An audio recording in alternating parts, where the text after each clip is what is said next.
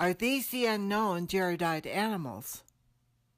When the Jaredites came to the Promised Land, they brought with them numerous flocks and herds of animals, two of which animals they called the Curelom and the Cumom. When Joseph Smith came to these two names on the plates in Moroni's translation of Ether's writing, he could not picture them in his mind's eye and could not come up with English equivalent because those two animals were simply not known to him. As a farmer in a long line of farming families dating back several generations, if the animals were unknown to Joseph Smith, it means they would have been unknown in New England and eastern U.S. at the time. So what could these two animals have been? Moroni wrote of the Jaredite animals, and also all manner of cattle, of oxen and cows, and of sheep, and of swine, and of goats, and also many other kinds of animals, which were useful for the food of man. And they also had horses and asses, and there were elephants, and curloms and cumoms, all of which were useful unto man, and more especially the elephants and curloms and cumoms. Moroni does not tell us if the Jaredites brought the curlom and cumom with them, or crossbred them once here, since as husbandmen and shepherds by occupation, the Jaredites would have had knowledge of breeding. In fact, ever since George Washington brought mule breeding to America, there have been numerous crossbred animals in the Americas, including the hinny, a cross of a male horse and female donkey, opposite of the mule; the beefalo, a cross between a buffalo and domestic cow; the zonkey, a donkey and a zebra; a geep or shote, a cross between a hairy sheep and a woolly goat; and the coy wolf, a cross between a coyote and a wolf, just to name a few. But what were the two Jaredite animals that would have become native to the Americas after 2,500 years?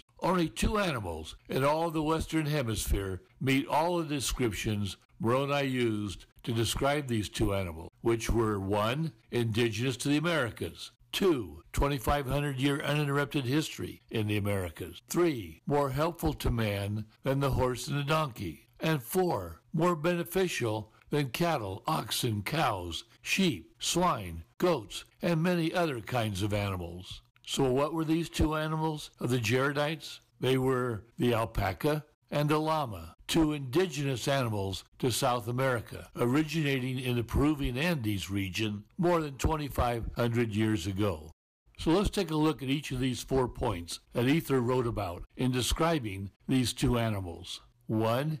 Indigenous to the Americas. The llama stems from the guanaco, a wild camelid indigenous to Andean South America. And the alpaca stems from the wild vicuña, a wild camelid also indigenous to Andean South America. And both stem from the ancient dromedary camel, the animal the Jaredites would have used to cross the desert to the Great Sea. 2. 2,500-year uninterrupted history in the Americas. Based on archaeological findings in the Americas, the llama and the alpaca pedigrees date back for over 2,000 years. 3. More helpful to man than the horse and the donkey. These animals were used for hiking and for hunting trips, as beasts of burden, such as pack animal and guard animals, protecting against predators, for pulling carts and wagons, providing companionship for other animals and handicapped humans or shut-ins, also for riding and travel and teaching tricks or just having fun. And 4, more beneficial than cattle, oxen, cows, sheep, swine, goats, and many other kinds of animals. The alpaca has soft fiber for high-quality wool clothing and for sweaters, blankets, hats, gloves, scarves, coats, ponchos, rugs, and even string and rope. They provide excellent meat like steaks and roasts,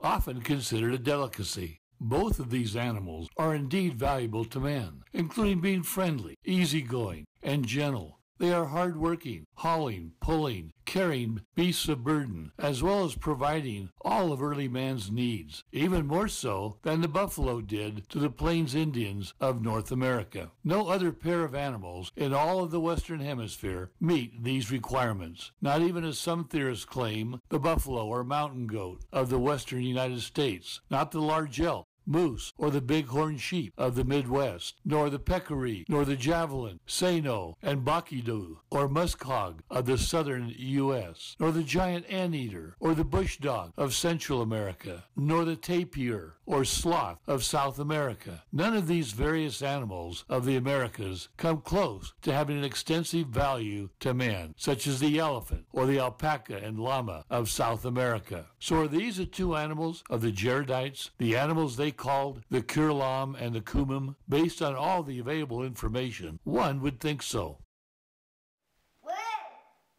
Hey, like and subscribe to Grandpa's video right now. You know, the button's just right here. Okay. Yeah. Come on, push that button.